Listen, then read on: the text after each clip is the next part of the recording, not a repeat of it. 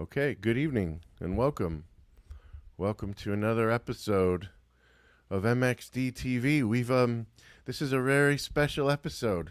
I'm very excited. You wouldn't know to look at me, but I'm excited. And it's episode 30 of MXDTV.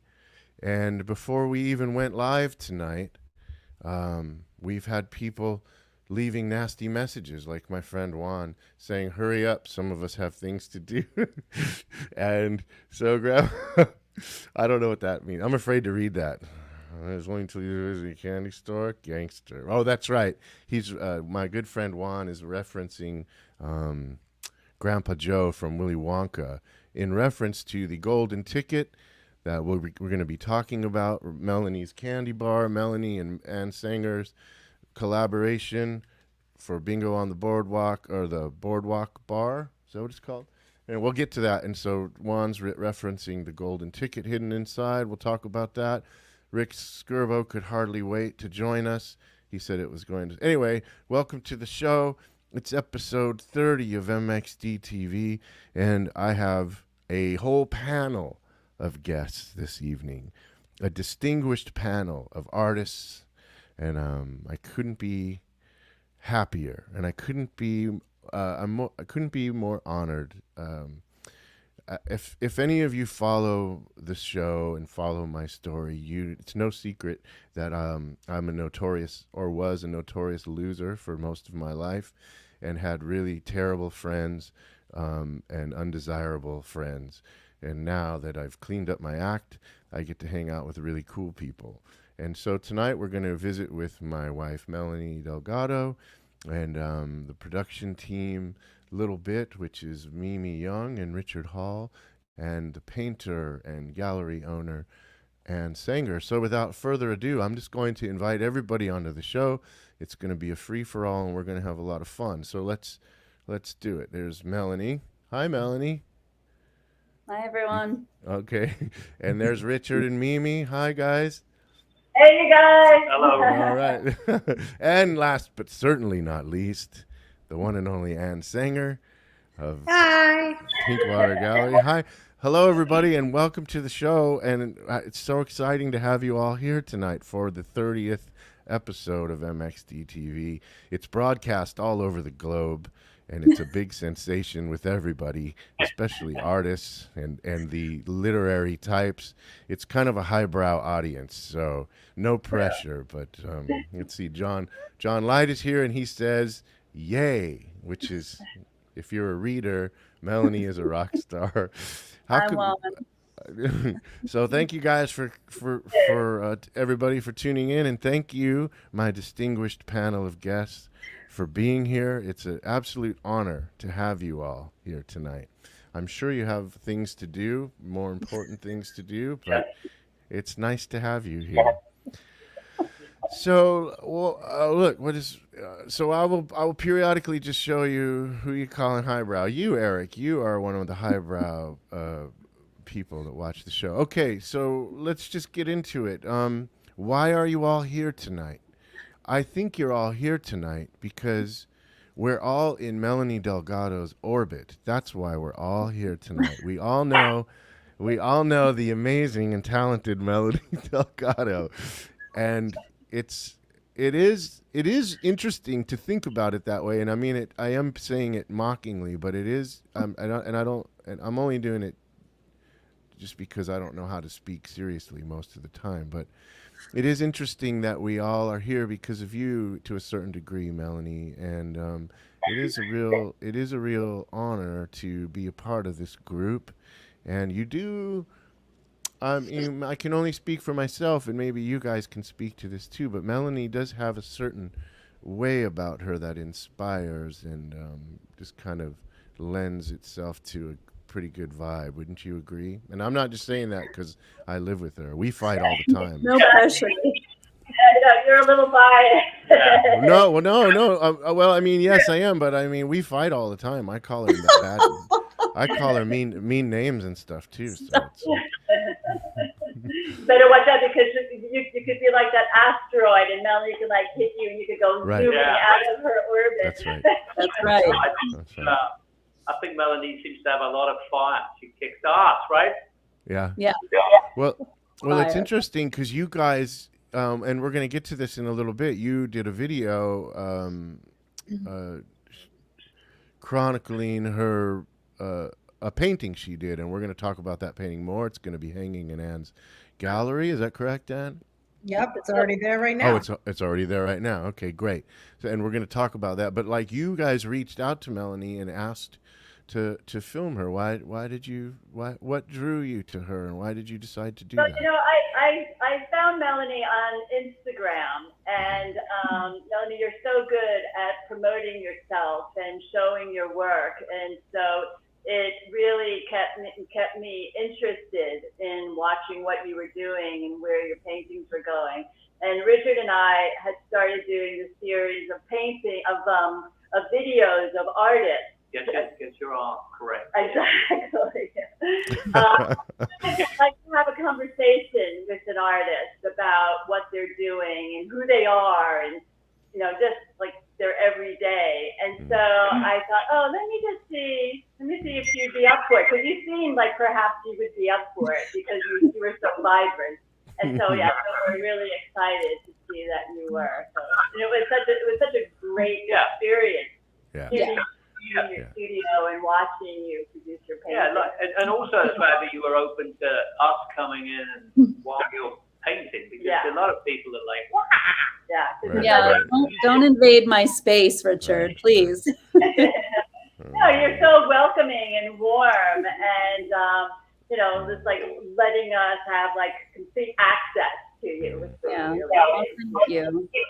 Well, you guys made it easy. It was comfortable. I mean, we really kind of hit it off right away, and you described what was going to happen and how and where you would stand, and and it was, I think, helpful to just talk about it and just to be in the space together. I don't know, and I think we speak the same language. There's something about painters and other creatives, and it's interesting to see what you see in the space. And it was a blast. You guys made it. I was very comfortable the whole time. It was really cool. Yeah, it was a really great experience for us as well, and we're really happy with the way the painting turned out. And and you're just you just look so glamorous in it too. Oh yeah, that's right. The painting is called Busting into the Beginning of Absolutely Nothing. Is that That's correct? right. And it's hanging at Pinkwater Gallery right now, Mm-hmm. which is Anne Sanger's gallery. And how long have you had Pinkwater Gallery now? I have had Pinkwater Gallery in Uptown Kingston since September 2019. Mm-hmm. So I opened up 6 months before the pandemic started. Excellent timing. And but I have to say, I didn't do group shows until after the 2020 had started, and I was happy to already know about Melanie, having seen her work in a local restaurant that happens to be across the street from the gallery. Right. It And was I called tucked it in the back of my Redwood. head. Yeah, Wasn't it Redwood. Now it's Front Street Tavern, but at the time it was Redwood. And so I took that into the back of my memory and just carried on. And when the gallery opened back up, I started doing group shows with lots of different abstract artists that work and live in the Hudson Valley and Catskills. And Melanie's been with me since then. Yeah. Right. Yeah. So not the initial opening, but after you opened back up. Yeah. Well, my the- first show was a solo show of my own work. Excellent. Which is where the name comes from. Pinkwater Gallery is based on a series I did about climate change and pollution, specifically represented by pink. Yes. And they were pink. I always wondered where the title came from. That's interesting. Okay. Yes. I can't say that it was the most successful show ever, but it launched the gallery and it was a great experience. And as I learned more about sort of, a lot of artists would love to have a solo show, but it's a lot of pressure. And so there's something great about having a group of us. We're all women. Right. We're, abstract artists at the moment, not necessarily forever, but Right. contemporary women artists of the Hudson Valley and Catskills is my specialty. Did you always have a vision for something like that, or was it something that was like knocking around in your head for some time to have some space to kind of showcase that work and that have that kind of I don't want to say singleness of purpose, but to like, you know, the focus on female artists and abstract art. And did you have that in your mind for some time, or is Not it at all. Yeah. I sort of have been rolling with it.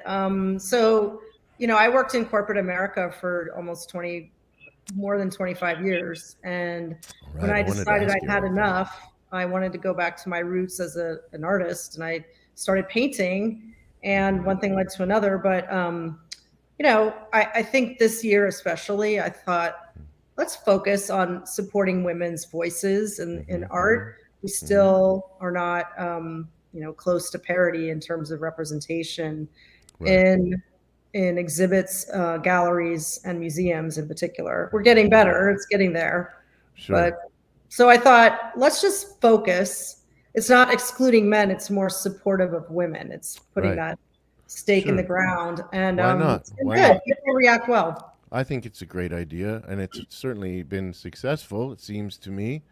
Yeah. I know we're really happy to know you, and I know Melanie is pleased to be a part of it. It's been really lovely to watch you two become colleagues and partners and buddies. And Buddies. we always laugh so much when you come over, and we have such a great time, and we always think we're so lucky to know you. So it's been no, really. I mean, it is. I was joking.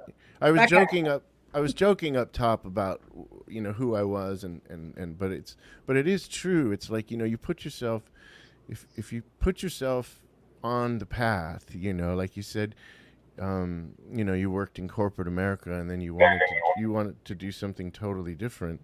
It's like you start meeting people, you put yourself on the path, and you start meeting people like Richard and Mimi and you and Melanie. You know, you just start meeting people that like have a similar I don't know what that is, have a similar vision, so to speak.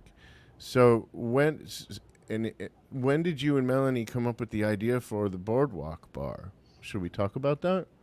Let's look at the Boardwalk Bar. If we can see the bar, it's a collaboration between Melanie and Fruition Chocolate Works, located in Shokan, New York, right down the road, conveniently located near your house. Right, 6 minutes. Yeah, 6 minutes away from your home. But I had an idea because I'd seen a collaboration that Fruition did last year, a couple of years ago, with another artist that's known by the name Thorn Eater. He had done a bar. He's an amazing artist and illustrator. Yes, we know Thorn Eater. He's a great guy. And so in relation to the O Positive Festival,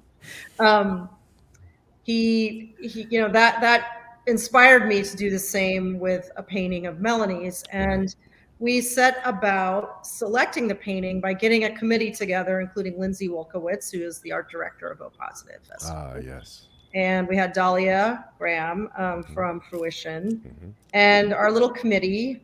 I'm not sure if we had anybody else, including Melanie. Four of us. Yep. And our little committee decided on Bingo at the Boardwalk, which, if you can show that painting, has pink in it. But there was more to it than just aligning with the Pinkwater Gallery. It was also the color used in a neon artwork that was adopted by the O Positive Festival this year. The theme of the festival was called Somewhere. And so hanging in the window of the O Positive offices on Main Street in Uptown was Somewhere, the artwork. And so that pink, that hot pink, kept coming around. And so we just thought we'd go with it. And it's a beautiful painting. And it's also, it happens to look amazing as a wrapper on a chocolate bar. And then the chocolate bar itself was inspired, the flavors, Brian and Dahlia went back and sort of tossed around ideas and came up with dark chocolate with beet dyed pink sea salt as the sort of sprinkle on top, and it's delicious. It is delicious. Yeah. And how, Mimi, you were saying you've eaten 3 of them today? Is that? Today. No, over the course of a week or so, probably. And Less than a week. the theme of the get it by now. Yeah, we got 3. the theme of the festival is somewhere, and Melanie's painting is called Bingo at the Boardwalk. And Melanie, why don't you talk about that a little bit, the title and what it represents to you? Because it does recall a certain kind of place for you, correct? Yeah. So I grew up going to the Jersey Shore, and there you go, Richard. Thank Richard, you. are you going to share? Yeah. As a lot of people know, my titles feel just as important as the finished painting. We have a lot of fun with titles, and so Bingo at the Boardwalk, I believe it was in my list. And my grandmother used to play a game called Skillo, and I really just wanted to hang out with my grandma, but I guess it wasn't, maybe, I don't know if kids weren't allowed in there. It was like a smoke-filled room, and she was just in there all day long. She had long red fingernails, and she wore these, I loved them, but they're selling them now for $50. They were probably $3 then, like polyester shirts with, these incredible floral patterns. And she wore moo-moos, and I don't know, there was just something about the palette and those purples that ended up staying. I actually, when I first started painting, all of that purple was left over, and I really thought it was maybe going to be covered up at some point, but it ended up working with the rose pink RNF stick. And I never choose my palette. I really just paint from emotion and reaction. So the game was called Skillo, but Bingo at the Boardwalk sounds better than Skillo at the Boardwalk. So you know what, the name thing's interesting to me because someone that spent a lot of my time in bands and things, musician, choosing a name for a band, as I'm sure you know, Mark, that can be a real nightmare if you're working with 3 or 4 band members and everyone prefers a different name and a favorite name. Right. And it can go on and on and on Yes. for months. So, and I know you have that process. I think you said that you guys write phrases on the refrigerator or something. That's a pretty interesting process. So how do you finally end up selecting the right name? Is it just it's a great question. So I have my notebook that you saw. So I think the last time you guys came, we did 3 sessions for the video, and the last time you came, we looked at that list, and it's a feeling. So if I finished a painting, I go to the list, I read them, and sometimes it's just it comes quick. I'll pick 2 or 3 that feel right. And then I write them down individually on a Post-it or a small piece of paper, and I bring it over to the painting, and I kind of say it out loud, and I just look at the painting, and I look at the way the words look together, and it happens pretty quickly. I try never to force it. If it doesn't feel right, I just wait and find another. But it's just incredible the way the story of the sea salt at the boardwalk and the sea salt on the candy, and the very last mark that I made on the painting was that splash of pink, which was neon pink that Anne, I don't know if you know this, that's the paint that you let me borrow at the beginning of the summer. Yeah. I was in your studio, and I'm like, great. hey, what's this? And you're like, oh, take a few. And so it's just like, it's incredible how it was really Circle. Nothing felt forced. This project was fun from beginning to end. I mean, it was just a beautiful collaboration. It was really cool. Yes. So we took a little detour there, just kind of, we cut you off a little bit, Anne, but so you want to keep talking about the project and what, so. No, it truly just what Melanie just said. It truly was one of the most seamless collaborations between people who really didn't know each other. I mean, Melanie and I know each other, but I hadn't worked with Lindsay or Dahlia before, and putting something into production that's going to require a graphic designer to create the label and to do the wrapper, which actually the O Positive team donated the services of one of their graphic designers because she had experience creating these bars before, and working with Dahlia and Brian was fantastic. They had a clear idea of how to execute. And it was just a really great experience. And of course, the idea that the gallery's proceeds from sales of the bar, as well as from the sale of the actual painting, Bingo at the Boardwalk, they're going to benefit the O Positive Festival mission.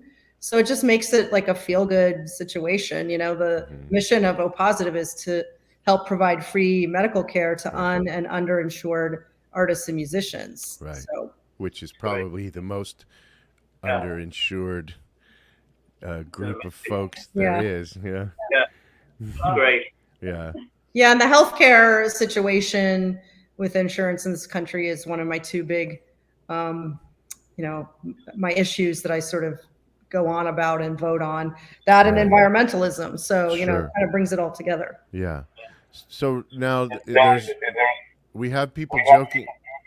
I don't know why I'm echoing there, but we have people joking about the golden ticket. So there's two things that transpired out of this collaboration. One, the actual painting, Bingo on the Boardwalk, you guys held a silent auction for, which ended yesterday or the day before? It ended on the evening of Monday.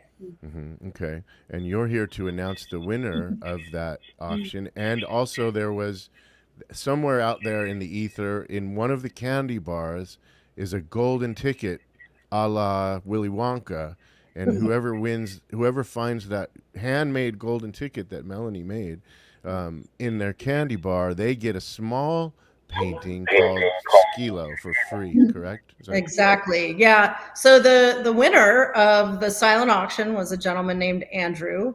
I think Andy for short. And he lives somewhere in the Hudson Valley. Yes, we know. I think we know Andy. He knows who he is. I'm not going to say his last name. I'll say this about him really quickly. He's lovely. That's all we'll say. So you know. We know. And he's a big time art collector, man. That's great. He is. Cool. He's coming to the gallery to pick up his amazing painting by Melanie Delgado. So he'll get to check out the show. We currently have a show up that we have a reception for on this Saturday evening from 6 to 8.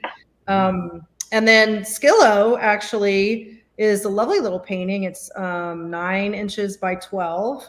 And it's sort of derived from, the spirit of it is derived from Bingo at the Boardwalk. And it will go to the lucky winner who purchases one of the Boardwalk bars that contains the magic golden ticket, as you said. Where can you still buy these bars? They're all over the place around. I think Village Standard has some. It's challenging, this one. Blue Cashew has some. Black Eyed Susie's on Hurley Avenue has some. Newt Boutique, which is one of my next door neighbors, and Capital Vintage, my other next door neighbor on North Front Street. They all have bars to sell. I've sold out. Mine are gone. So. We have some, don't we, Melanie? We have some. And I'm sure they have many, many left at maybe not. They have some at You've got half of what? We'll sell a quarter. We'll sell a quarter. You can have a bite. Exactly. Yeah, they're available online as well. They're selling them at Fruition Chocolate Works as well. Right. Okay. Which is good. where we go. So, what else do we need to say about that collaboration? Is there anything you want to say about that? Are we missing something? I mean, it was very exciting, and I hope we can do more collaborations in future with Melanie and other of the artists. I'm open to ideas. I'm a collector of Melanie's work as well. I've got her painting on the wall behind me. So, we feature, I have 15 artists in the current show. Right. And, I think the sky's the limit in terms of what we can do in future with extending the reach of art beyond just being in a gallery and being sort of removed from the average person. We want people to feel comfortable coming into the gallery and looking around and having a nice time, and maybe they'll buy something, maybe they won't. Yeah, sure. It's okay. Yeah. Oh, let's see, Rebecca Snyder. Yay. And yes, Juan, the bar's chocolate, dark chocolate, so we'll get you 10. Thank you. I know there's lots of friends and family, people all over that aren't in the area to buy them in person. So many people have sent photos of them receiving the chocolate in the mail. So lots of people have ordered it online, which is exciting. That was my sister Rebecca out in Washington, who was just saying she shared a bar with a cousin. So it's really cool. Yeah, that's great. So aside from owning the gallery and being ex-corporate professional. You are also yourself an abstract artist, correct, Anne? I am. I am a painter. I was a fashion illustrator for a long time. I don't do that as much, but I do. I am taking some time to develop my monoprint making skills, but I'm primarily a painter. I work in oils. I work in acrylics. I work with ink, and yeah, I'm looking forward to winter actually because that's usually my creative time. Yeah. Yeah. And do you have a studio there in your home that you work out of? I do. I have a studio at the top of a spiral staircase, so little Vladimir can't get up the stairs and walk around in the paint. He Vladimir is my 8 or 9 year old beagle who spends time at the gallery most days when I'm there. We're open Thursday to Sunday, 11 to 6. At 56 North Front Street in Uptown. Also online, pinkwatergallery.com. But Vladimir is my constant companion at the gallery, and he's a lot of fun. And so you have a show coming up. Can I interrupt real quick, Mark? Yes, sorry. thank The you. last slide is Anne's. Can we show Anne's painting, one of her most recent, the last slide in here? It's a square painting at the end, this piece here. Oh, yeah. Save the Robots. That's an Anne Sanger. Yeah. And that's hanging at your gallery now? That's up in the current show. That one's titled Save the Robots. I don't have the facility with titles that you do. As in the After Hours Club? Exactly. Yes. Oh, wow. So I've been doing this. I know it well. Or Yes. you it well. You're probably all there at the same time in the 90s, right? Is that a New York City club? Yes. Yeah. Oh, So that's I've awesome. been doing a series of paintings lately based on my good times in the city when I was in my 20s. And I've been naming my paintings variously. I have one I've just finished called Bob, and another one, Bob Nights, and another one called The Limelight. And those are in reference to New York City nightlife? Those are New York City clubs that I spent many a night in. More importantly, how many clubs were you kicked out of? During I'm a Girl Scout. I was a very well-behaved patron. Okay. Yeah. So I want to segue Richard, a little. how many clubs were you kicked out of? Yeah. Yeah. So there's a current show hanging. Is that correct? And is there a new one happening soon, or is So we have new shows that come up every other month, and this one opened actually 2 weeks ago at the beginning of October. It's called Men Argue, Nature Acts, based on a Voltaire quote about kind of the unfolding disaster of climate change. Right. My continual subject, but nothing is too literal in this regard. We have a few reasons why it was named that, and that you can find out on the website. But this show stays up till the end of November. And as I mentioned, we're having is this part of it right here? Everything you're looking at are pictures from the current installation. Okay.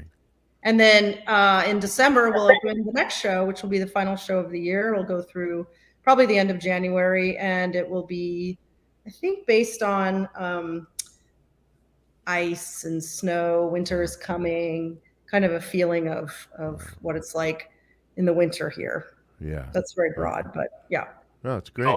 Wonderful. So I want to show a picture of this. So this painting here that it's in the, this one is called Busting into the Beginning. This one is a Melanie Delgado. It's called Busting. This is the one from the video. Yep. This is the one that Richard and Mimi filmed you making from start to finish. Is that correct? Yes. Mm-hmm. So Richard and Mimi, you guys have a interesting history. Why don't you tell our viewers a little bit about yourselves? Richard, you're a film editor, photo editor, and a musician. And Mimi, you're a painter and a sculptor and a fashion. I want to say designer, but it's stylist.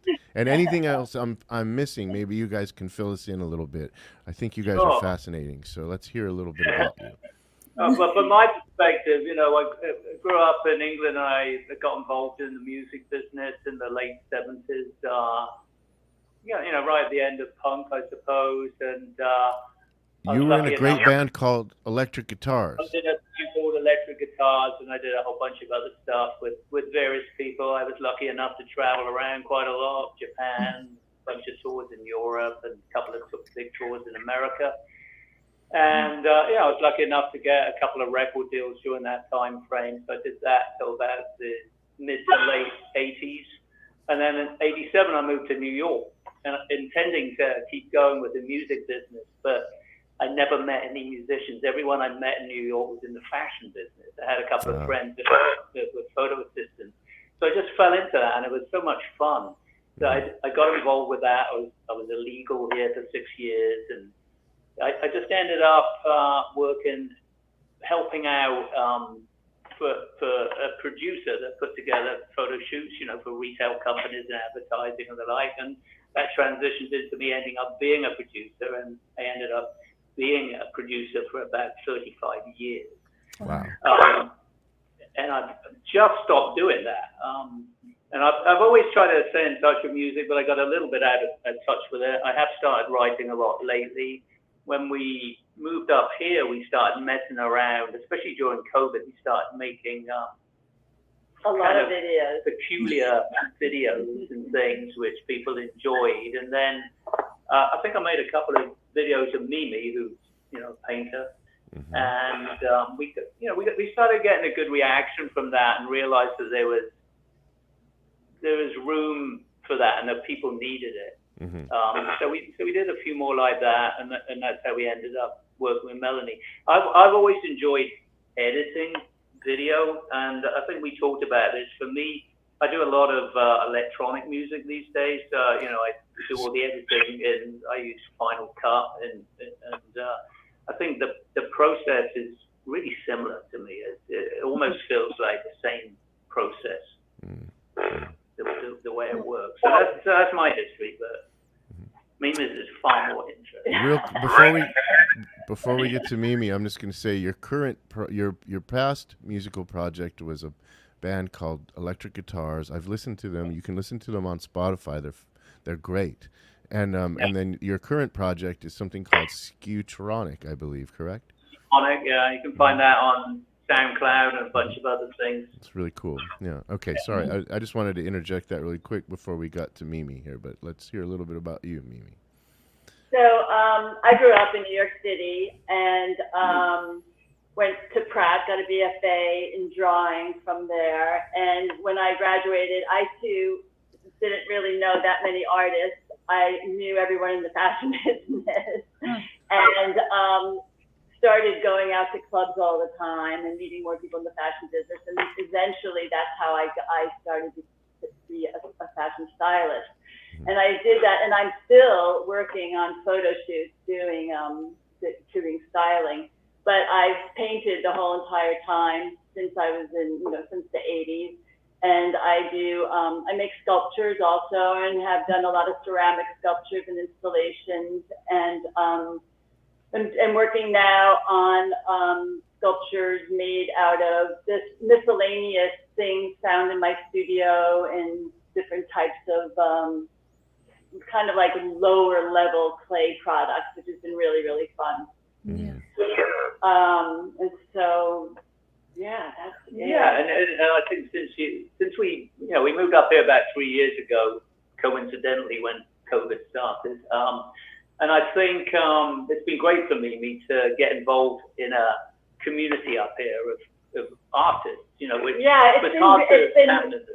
it's been really different up here as opposed to the city as far as that goes, because there is more of a community, just because I think the scale of the area and the ability to go out and meet people. The other thing that we do, which is really interesting, is we have a location business where we have a roster of homes that we represent, I guess is what you'd call it, that we provide locations for photo shoots and films and commercials.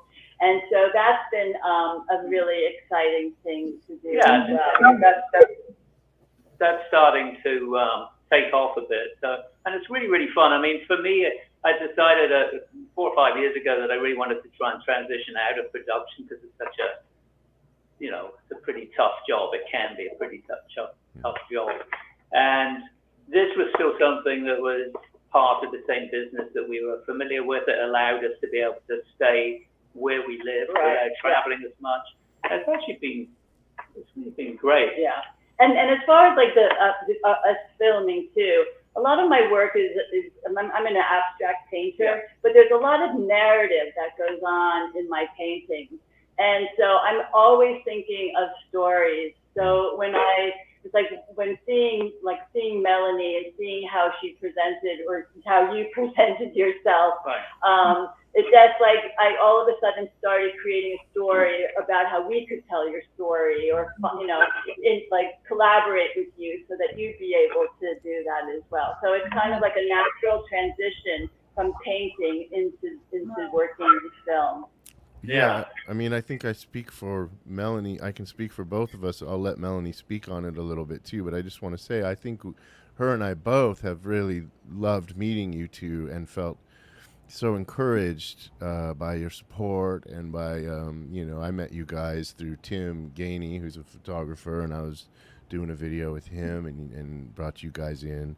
And that's how I met you. And I just feel like you guys have a natural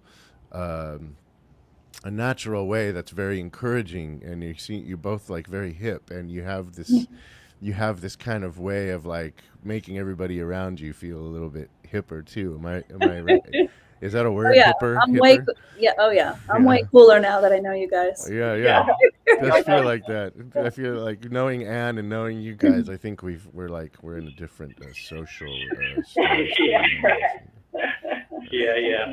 We could lower the lights a little bit, Have to be clubby. So down. I'm just gonna put this up because I haven't seen this guy in a while. This is my buddy Jules Taylor, who moved to Hey, Texas, Jules. and there he is, Jules, who was a musician here in Woodstock, and now he's living in Texas, I believe. Hey, Jules, thanks for checking in. And we've got a lot of nice people on the show. So aside from Melanie's video, you've done some other artist videos, correct? Oh no, did I lose you guys? Oh, there you are. You've done some other artist bio videos, and we're going to watch Melanie's here in a few minutes, the one that you guys did. But you've done more than that one, correct? Yeah, we just finished one up for Deborah Friedman. She's an artist. She's a New York City-based artist. She has a studio up here as well. And she has a series of paintings that she's working on, and we followed her around through her process and her inspiration. In a similar way. Kind of in a similar way, but when she has like a specific thing that she gets inspiration from, and she's an abstract landscape painter. So that we just finished wrapping that not that long ago. So that was the very last one. I mean, I think a lot of her focus is on climate change and things like that as well. Yeah. Just like you, Anne. Yeah, like you. So we've done that. We've done 3 or 4 with Mimi as well. We're working on one for on gardening, where it's going to be submitted to Gardener's World, which is a TV show based in England. So that's one that we're in the middle of editing that right now. Yeah, so that's fun. I mean, because I have to say that gardening is a really big thing for both of us. That's right. Melanie says you're master gardeners. Well, I don't know about that, but we're another thing to be obsessed with. We just need to be doing that, and coming from England, which is so obsessed about gardening as well, you can't help but get engaged in it. I think the gardener's world is. I mean, those guys are like the gardeners that put on those shows. They're like rock stars here. In England, they're like. It's like Bono or something. Right. Yeah, I know it's hard to believe, but someone talking about artichokes is more exciting. Anyway, we're trying to put this together so we can get on this show next year, but I'm sure we'll. Wonderful. Good luck. Yeah. What do you guys think? Should we watch the video? Is now a good time to watch the video? What's the video? Is there a title for this video? Is it just Melanie Delgado is amazing? Is that the title? Out loud or something? Really loud. Yeah. Oh, right. Because when we talked to you and started talking about your history, I mean, you're a bad girl. Yeah. She is. I didn't follow the rules. I was out of control. Here's an interesting fact about Melanie. She's won as many fist fights stop. as I've lost. Let's put it that way. I've never won a fist fight, and Melanie never lost, and so we're a perfect match. Yeah, how does it go one-on-one then? Yeah, No way. He no can't. way, He man. knows. He doesn't even try. No, I'm totally. I don't have the killer instinct. All right, so let's watch the video. I'm gonna bring it up here, and we'll all kind of be on the side. If somebody wants to comment or something during the video, I guess we could do that, but that might be taboo, right? We don't want to jack with your. We'll let it. Melanie's word. All right, we'll let it play, and then maybe I'll just exit us all from the screen and let it play, and then we'll come back and talk about it. Sound okay? All right. Yeah. All right. I'm gonna just kind of move you guys off for a second. All right, here we go.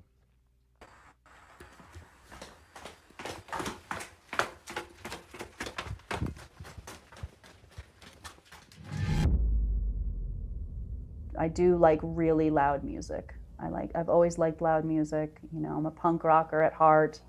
I was always in the mosh pit. I mean, to think of myself as that younger self, just, you know, there's such an energy when we're young, right?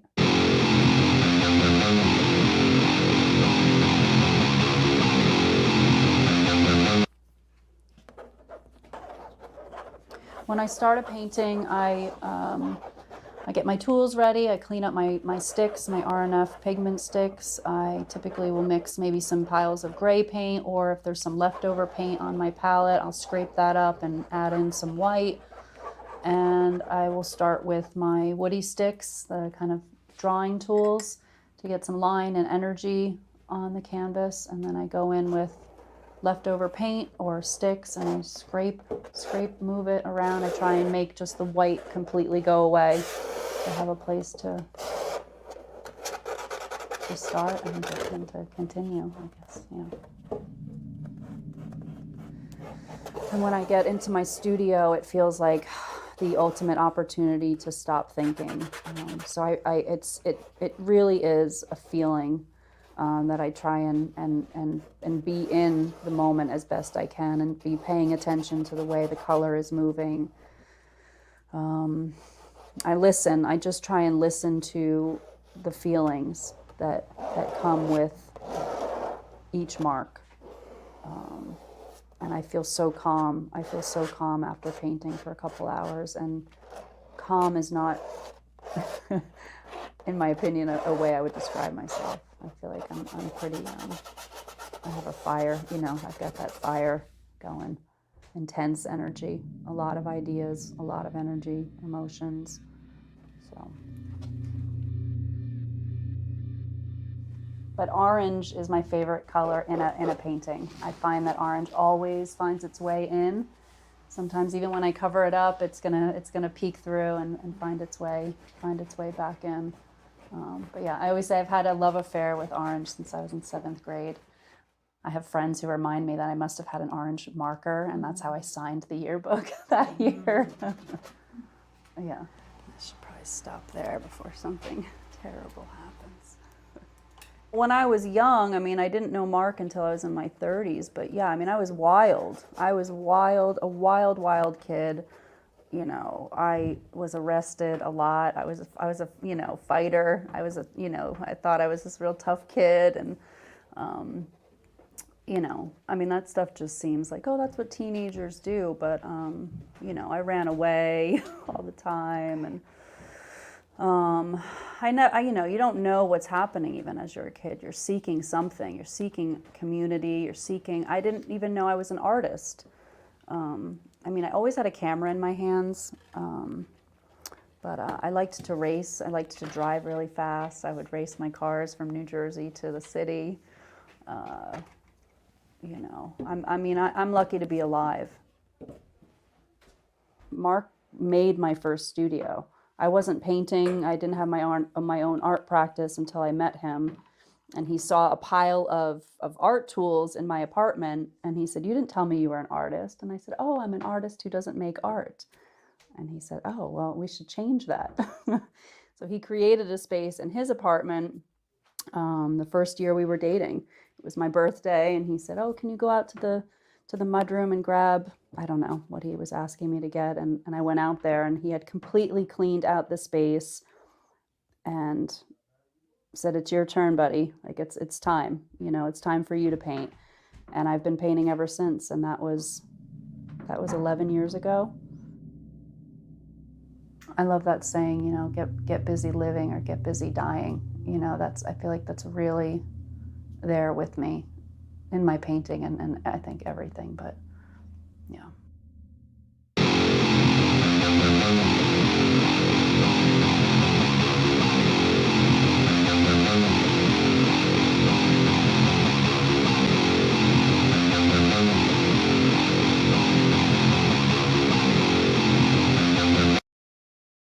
So here's my title list, my ongoing titles.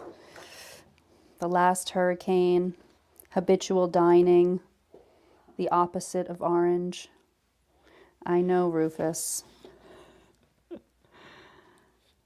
I wrote this one down, and this could be it. Busting into the Beginning of Absolutely Nothing. This might be the one. Yeah.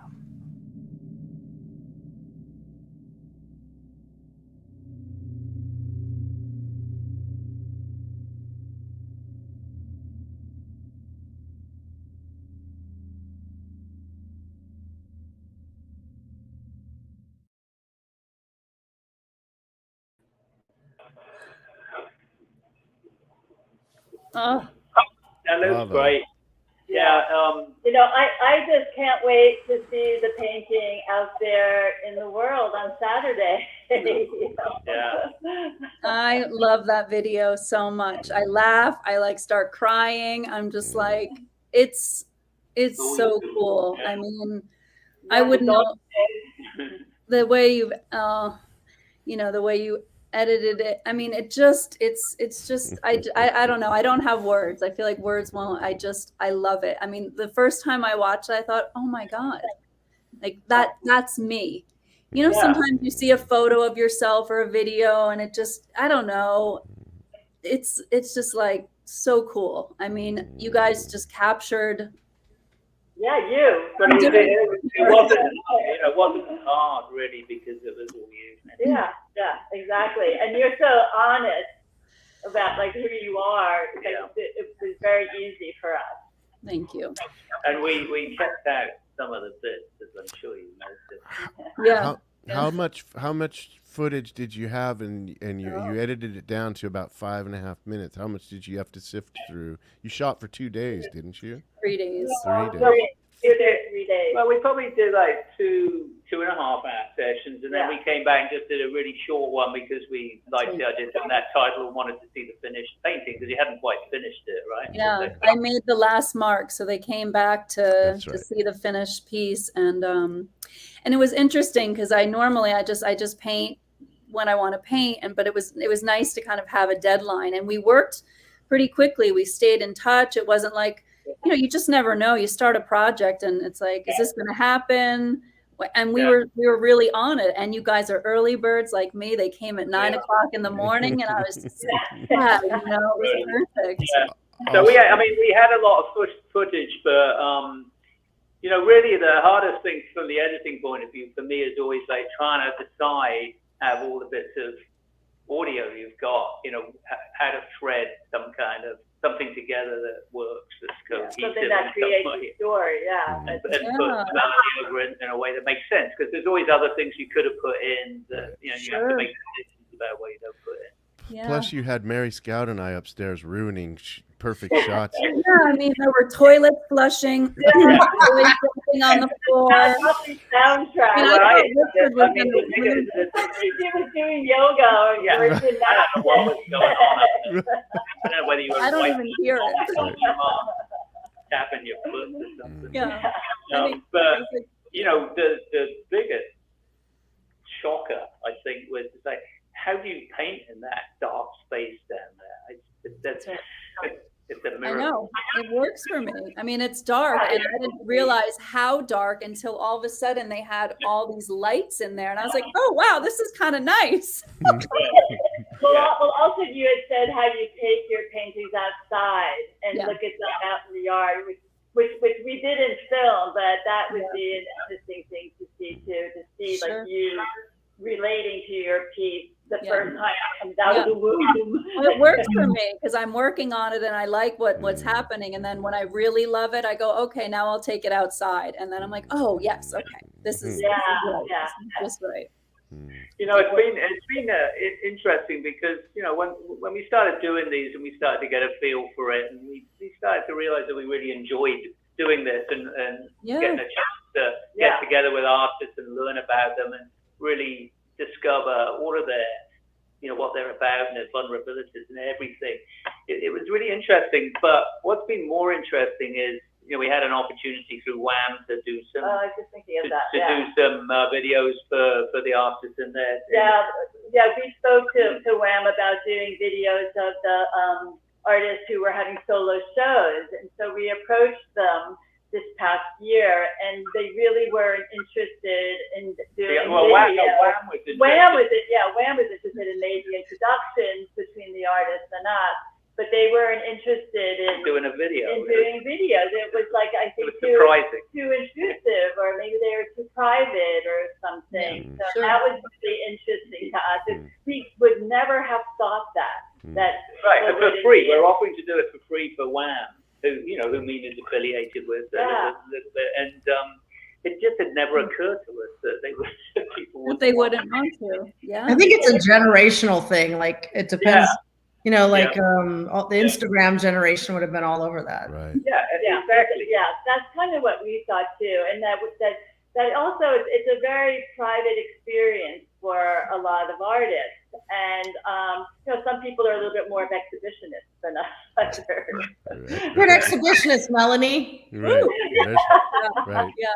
I have to tell you, having my headphones in, it was like another level of comfort. Like it was, I got used to you guys being in here, and I wasn't sure. That was kind of my only concern. I thought, am I going to be able to paint? Because I've never painted like that in front of others. And, but I put in some music and it was, and I had already warmed up. Like by the time we had set up and like I said, I mean, you guys couldn't have made it any easier. And I mean, if somebody doesn't like hanging out with you, then, time to go. Well, if you have people who've seen this and want to do videos with you, how would they get a hold of you? Oh, good question. Yeah.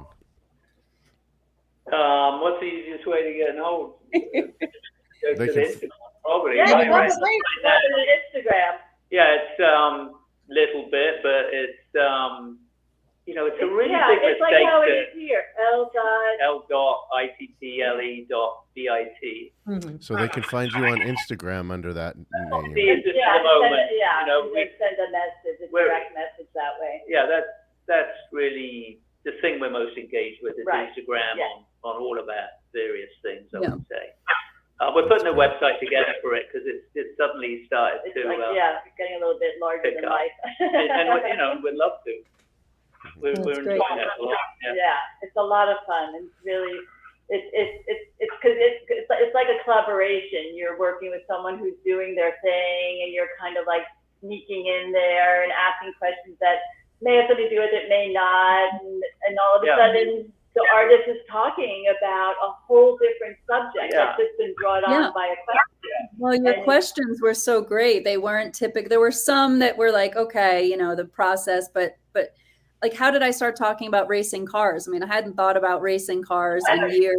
And it's nice to try and draw people out, and get them to go a little further maybe than. Yeah, and I think that collectors and just regular people are interested in the artist as a person, as well as their process and everything. But there's so many aspects about your life that is interesting, and and they want a piece of you as well. They have your painting, they want you too. And I think we learned, we did a couple of for Mimi before we started going further afield, and it was interesting. People really responded to that, seeing vulnerabilities of people. That was a big comment that we got because because you say very vulnerable. And it almost empowers, I think, other artists. When they realize it's like, I'm not the only one that feels unsure about something. doing or I'm doing. I think that's I think that's an interesting point, and I think it lots of times people will say, oh, you know, as far as the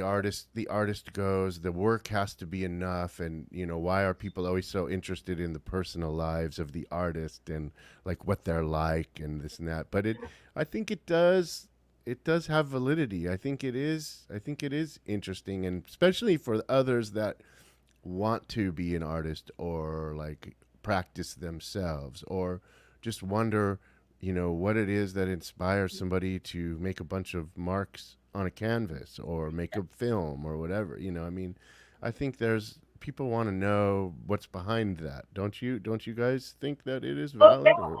Yeah. And like, how do they make that mark? And what does their palette look like? And you know, it's like watching Melanie like flip her painting and how she's hanging that on the wall is like so different than like how I would do it. And, Right. you know, it's really, really fascinating to just watch all of that because it's, you know, it turns out to be this beautiful painting. Yeah, and it actually was really amazing when you started painting because it was so like electric the way you just suddenly went straight in. Yeah, like, yeah, and exactly. the sound on the canvas and everything. It was really like hypnotic. Yeah, it's wild. I know it was very noisy, right? Like, I mean, I guess I get used to it, but you really, Yeah. But it was really great. Yeah. Yeah, it was electrifying, just like, you know, the whole process. So yeah, it was great. Yeah, I had planned on making more of all of that sound, but it just was. I know, I kept telling him, make it louder, make it louder. But the way you guys edited it and cut together, you know, the scenes with the music, and that was really great too. It really added a dimension. Whereas watching someone paint, especially because it didn't just take 5 minutes, it took 3 days, and that's fast, frankly, for painting that size. You know, that's kind of like, oh, we're watching paint dry, literally. I was just gonna say that's where that comes from. It's like watching paint dry. But you made it exciting and you know, Yeah. and Right. vibrational and impactful. Yeah, thanks. Yeah, that's great. Yeah. I'd like to go. I know I've showed this. I've shown these slides of the paintings in your gallery, but I think I'd like to go through that little cycle of slides you gave me, Melanie. yes. And you guys just Anne and Melanie the current and show. Richard and I mean, if you guys want to just comment on them and give a little background to each one before, because we're getting. I just think that would be a cool thing to do next if you guys are okay with that. Yeah. Are of there course. any objections? We could talk about Arby's if you want. I don't know why I keep saying that. So here's the first. Let's see. Is that the first slide? Yeah. Wait, no. That's the first one. That's So- the first slide. That's bingo at the Boardwalk. And that's up at your gallery now. It's actually not. It's been sold in the silent that's right. auction. That's right. It's all wrapped up and Go ready to the third one. for our Right, friend that's Andy to come pick Andy. it up. Right. Okay, that one was for the silent auction, being on the Boardwalk. Okay. And there And it that is. was we showed it off for the weekend, you know, getting bids and stuff. And then And the stuff that you see on the other side is the current show that's up, including Melanie's painting back there hiding. And what the piece I just want to point out really quick, the piece that's on the bench is actually a paper mache sculpture that is called Glacier Moraine, Glacier Moraine, which is again a commentary based on the title of the show. Men Argue, Nature Acts. And a black and white piece above that is by Helena Palazzi, who's another longtime artist at the gallery.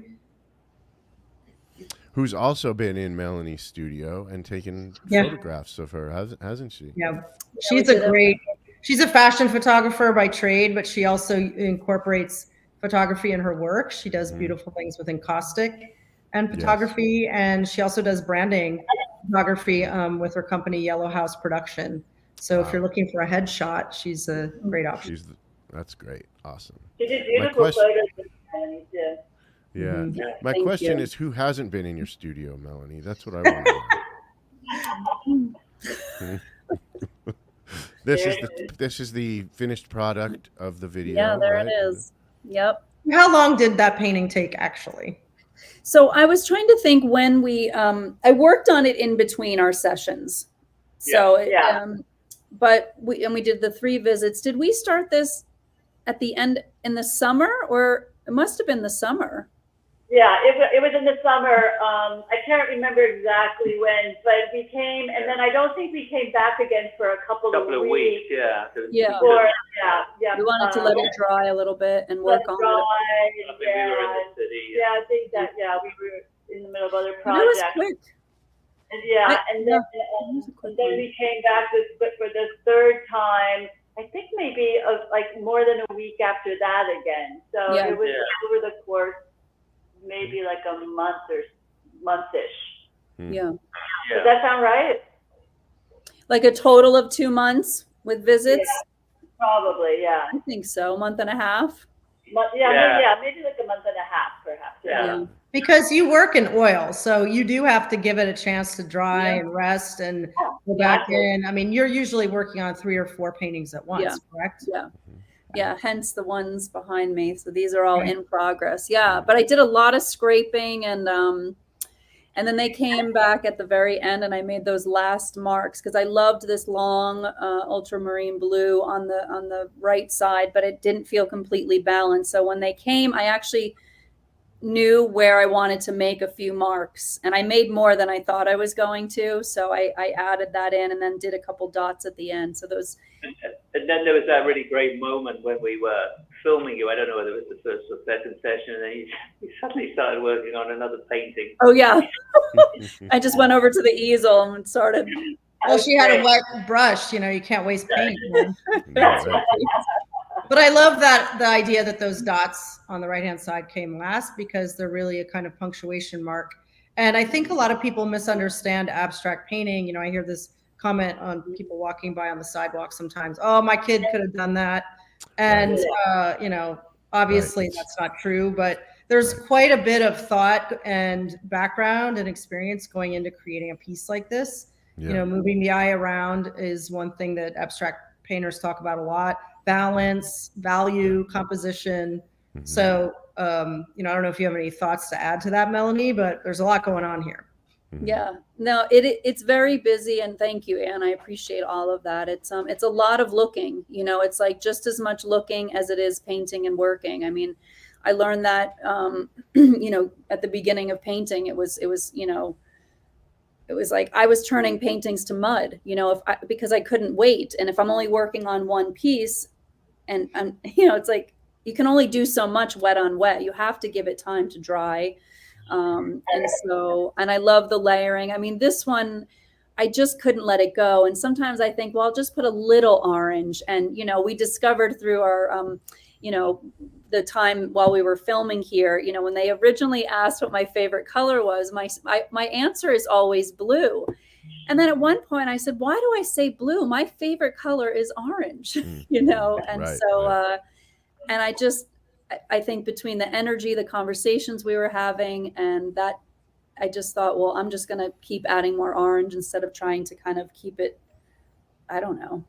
And actually on the audio I have of you, that you actually start talking about blue before you start talking about orange. Yeah. Uh-oh, he's got it in the vault. Who knows what else he's got in there? I don't even remember what I said. that and a lot more. Yeah. Yeah, it's good. This is good. Thank you. I so love that we got to do this project together, and now that it's hanging, I hope you can come maybe on Saturday, if not Saturday, another day. Love to. Yeah. Don't wait too long, it might get sold. And when you buy something at my gallery, you take it home that day. Oh, I just saw Joanne's comment, yay, orange. Yeah. I think that we have a similar favorite color. There it is. So that's where it is right now. It's at the gallery. It glows. It's so gorgeous. Okay. No, we'll definitely try and come. I don't think it's been in. I don't think so. No, but your painting rules that wall there. Well, it's next to 2 other beautiful works. But they are so much gorgeous work in there. Yeah. So that piece that's next to Melanie's is a piece by Meredith Rozier, who's also a teacher at Woodstock School of Art. And it has many of the same colors. And so Meredith's been painting on Belgian linen lately, that brown, like linen burlappy kind of surface. And I think it's a great contrast. They're having a chat. And then the piece next to that is by an artist that's new to the gallery called Chi Yun, but it's a really meticulous, it's a mandala actually, or a mandala, where she's painted circles within circles within circles. So there's a lot going on that wall. Beautiful. Yeah. Okay. Here's some more abstract works in the current show. These are monotype prints using collograph, which are basically stencils, by Joan Folliott, another teacher at the Woodstock School of Art, as well as the teacher at SUNY New Paltz. Yeah, I love those. And my fig plant that I've managed to keep alive for 3 years somehow. Well done. I wasn't a green thumb before I moved here. Well, anything's There you go. possible. See? Anything's possible. Yeah. Any advice, Richard and Mimi, as to how to keep the fig plant alive longer than 3 years? We really don't know anything about houseplants. No, we're terrible. Yeah, we're actually really terrible at that. Oh, yeah. That's not funny. We're lucky. It's stood the test of time. It's really an amazing plant. Yeah, it Excellent. looks incredible. Yeah, no, it's really healthy. Beautiful leaves. Look at that. Yeah. And I like to have, here's an example. I like to have the art shown in a space that has home elements in it so that people can sort of comprehend what a piece might look like in their home. Many galleries are just white cubes, but I like to. There's your dog. Yeah. Look at that. And that's Boromir, the gallery dog. But the piece above the desk is by an artist, Ginny Howsam Friedman. That's an oil painting. It's a lovely piece. And then I've got a complement to the other mandala. This is its partner above the chair. And then above the cabinet in between is a pastel work by an artist, Raiden Frost, who lives in Kingston and is a prolific artist. She makes new work every year, all year, every day. And she's 87 years old. So it's never too late. Wow. Exactly. That's amazing. Keep it going. Yep. I love that. Oh, That's mine. Very excited about that one. Save the Robots. Save the Robots. But similar to what Melanie described, I usually have 3 or 4 paintings going underneath. And then you sort of let it dry and then you attack it again. And she and I are both fans of orange, as well as both big fans of RNF pigment sticks. Oh. So I like to go in and try to ruin my painting at the very end by drawing and The best way. Yeah. it's worked out for me so far. Yeah. It's beautiful. Thanks, man. Yeah. Well, I want to thank everybody for being here tonight. This is a momentous MXDTV. I've never had this many people on all at once. You're all lovely, and you kept the conversation going in a really cool way. I want to thank you. You did a good job, Marc, wrangling the cowboys here. Thank you. Very impressive. I didn't have to do anything. You guys did all the talking. I love that. I just get to sit here. I've now had 10 cups of coffee. Crazy. I have this notion to end the show like this, and it might ruin the whole show. So if it's a bad idea, we can just skip it. But I did write something about the process of creating today, and you all are artists. You all have your own practice, and I just maybe each one of you can say something about. Oh, let me back up 1 second. For me, I can't do it. If I feel like I've gotten to a place in my life where I can't do anything else other than the couple things that I like to do. And I'm kind of sunk. I've come to a certain place in my life where I can't turn back. I have to just keep doing what it is I'm doing. I don't have a choice anymore. I've found out who I am in this world. I've found out my place, and it has nothing, unfortunately, for me and Melanie, it doesn't seem to have much to do with money, but I'm hoping it will eventually, but I have to do what I do. And maybe you guys can just, each one of you, talk a little bit about what the process of creation is in your own personal life, and what you've maybe learned from it. And maybe that's really goofy, or maybe not, but maybe just a few sentences each, or 1 to 30 sentences each. Why don't we start with you, Anne? If there's even a question. Yeah, put me on the spot. No, I can do that. Yeah, I'm in a similar boat as Marc, in that I don't really know what else I would do. I mean, yes, I could go back to doing what I did before, but that feels like just not a possibility anymore. And doing, I worked in technology for a long time after working as a designer in the fashion industry, and that just doesn't interest me anymore. And painting, I don't get to do as much painting as I'd like. I'm very much oriented to the business right now, and I feel like I want to give it my all. So the gallery is most of my focus, and it's been really rewarding, and I can't imagine doing anything else. Excellent. Thank you, Anne. How about you, Mimi? You want to say 1 to 30 sentences about the process of creation or the existence of art in your life? I counted 12 for you, Anne. 12 sentences. Well done. I always approach my work. You can say as many sentences as you want.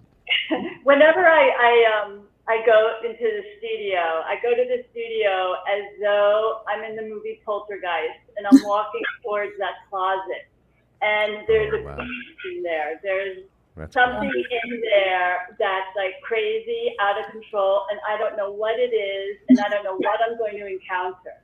And I realize that it's like, yeah, I do know. Yeah, I know how to do all this stuff, but I always choose to forget everything I know before I go in there, so that it's all brand new. I have fresh eyes, and it's scary. Yes. That's great. I love that. That's a great answer. That's great. New nickname is Poltergeist. Yeah. Right. How about you, Richard? Well, let me see. I guess I've also always known that I'm going to be doing something creative, and I've never really followed any kind of a safe path in my life, particularly. The thing that has happened to me, though, is that I almost feel like I have too many creative outlets at the moment that I'm not quite sure which one I want to spend time on. I have a hard time disciplining my schedule, more so than I ever have in my whole life. Even when I was producing and working really hard as a producer on advertising shoots, that discipline allowed me to then focus on doing primarily music at that time. But now I find, well, obviously spending a lot of time gardening is very important to me. We've started doing the video stuff, and I'm still very engaged. My soul seems to be as a musician. That's how I always think of myself, as a musician first and foremost, but it's probably the thing I do the least at the moment. So what I'm doing is I'm giving myself a little time. I feel comfortable to say to myself, you know what, you can just do all of them, and if you don't have time for one, that's fine at the moment until you work out which one is going to lead you forward. That's So great. I love that. I believe the term is Renaissance man, Richard. I believe that is. yeah, maybe jack of all trades. That's right. How about you, Melanie? What was the question? I don't know. Yeah. What came to mind when you asked was that last line in the video that you guys picked up that I said, while you were here, get busy living or get busy dying. And, anyone who knows me knows that I had a pretty, big change in my life 15 years ago. And it was, and I'm not shy about it. I talk about it openly because, one, I think it could always help someone else.